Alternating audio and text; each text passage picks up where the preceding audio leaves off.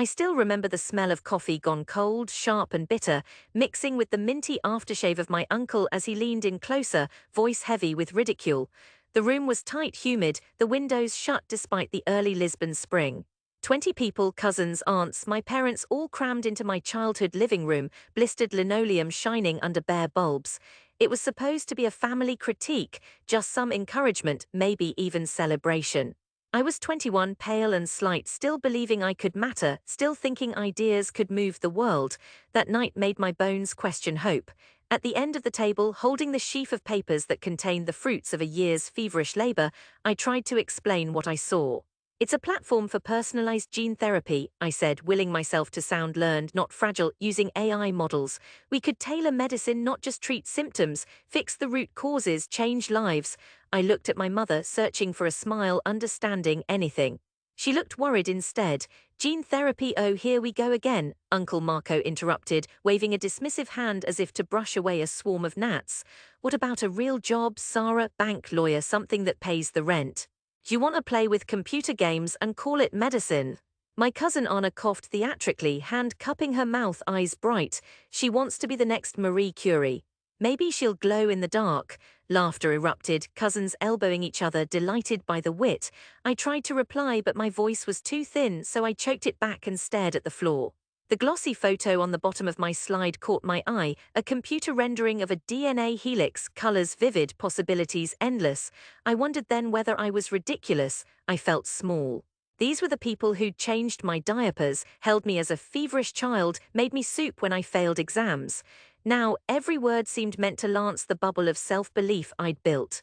What was that, Sarah? Tia Rosa asked, raising her glass, eyebrows arched. Explain it in Portuguese, please, for the old people. Are you trying to change our blood? Laughter again, tinged now with something meaner. I looked at my father. He was silent, eyes heavy-lidded, thumb working invisible lint on his trousers. I realized I was alone. That knowledge ached, but I would not cry in front of them. Later, after the last of the aunts and uncles had drifted home, some with gentle pats on my shoulder, "Don't take it to heart, Menina, you know we love you, just keeping you grounded," I sat in my cramped bedroom under the flickering desk lamp. The city outside was bright chaos, trams, distant shouts, dogs barking.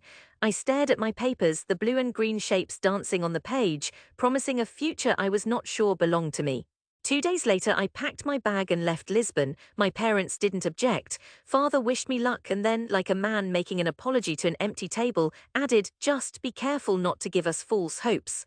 As if my dream were already a weapon I wielded against him. The first years in Cambridge were cruel in their own way, but at least the cruelty there was clean.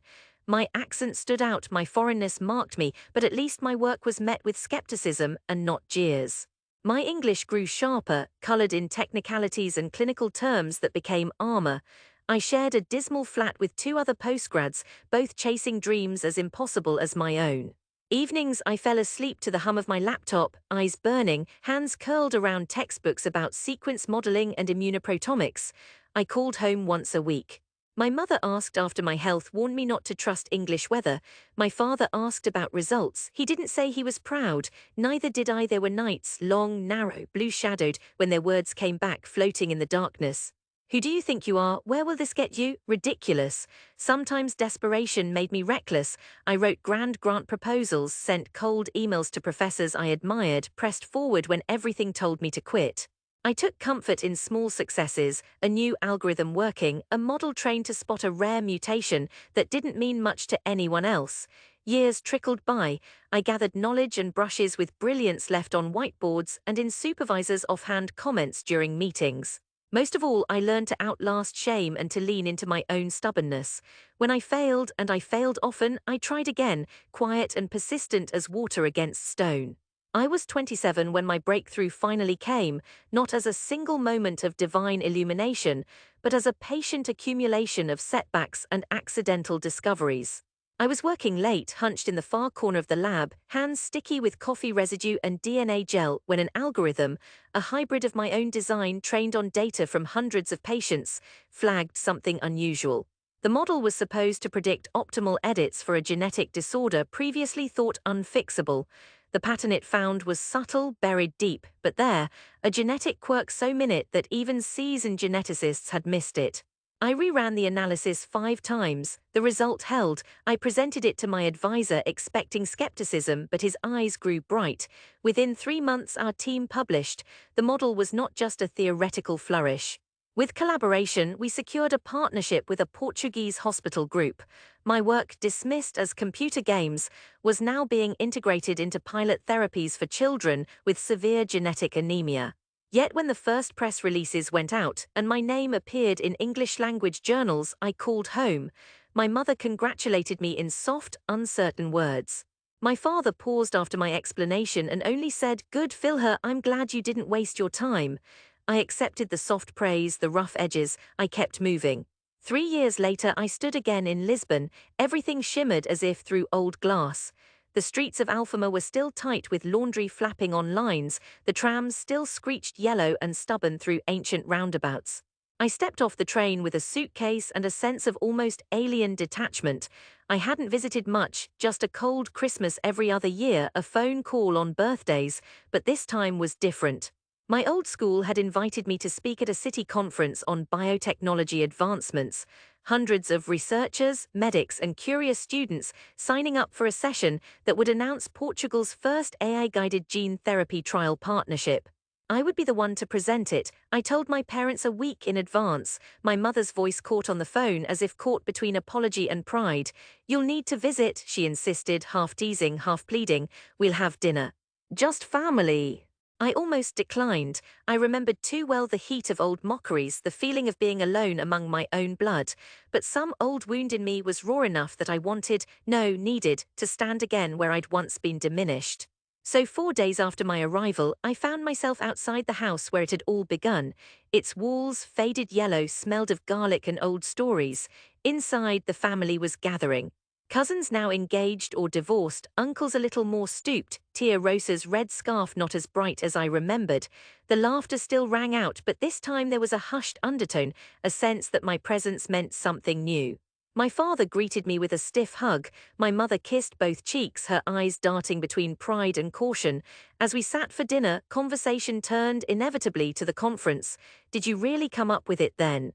"The AI and the therapy thing," my cousin Rita asked, voice sharp and challenging, fingers drumming on the table like she was testing for cracks. I nodded, forcing myself to meet her gaze. "I was part of the core group, yes. The hospital trials start this month." Uncle Marco grunted. "All that time studying, you finally get to be on TV. They showed your face this morning, you know. Still don't get what you actually do." Anna shot him a look. "Google her, Tia. She's on Wikipedia now." The room burst into laughter, but the edges weren't as cruel as before. I felt the old ache, but it was dulled like touching a scar. After dinner, the family drifted to the living room, and my father insisted on turning on the evening news. I didn't expect what came next. In the segment, a woman, clearly nervous, clutching her child's hand, was being interviewed outside Hospital de Santa Maria. "Before the new therapy, we tried everything," she said, her Lisbota accent thick, the child beside her pale but smiling. "The doctors said it was impossible, but now they say the AI matched my daughter with a treatment that fits her perfectly. She's getting better. I don't understand how it works, but Dr. Sara Oliveira, she saved her life." The camera cut to me, in a sterile hospital office, explaining DNA repair in surprisingly fluent Portuguese, the same vocabulary that had deserted me that first cruel night. The caption read, "Leading scientist behind Portugal's gene therapy breakthrough."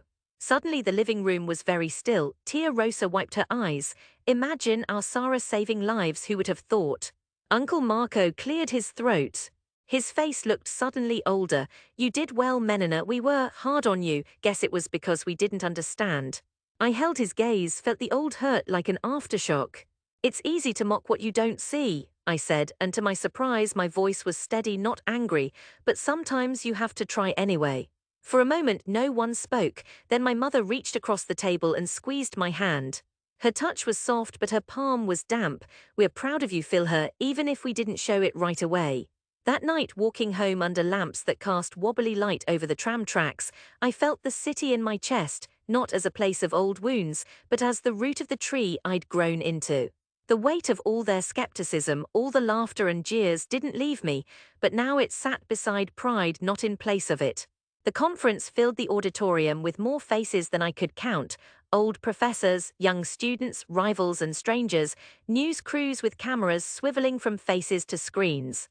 Moments before I took the stage, I found my father in the front row, arms crossed, jaw set, my mother next to him, her hands knotting the strap of her purse.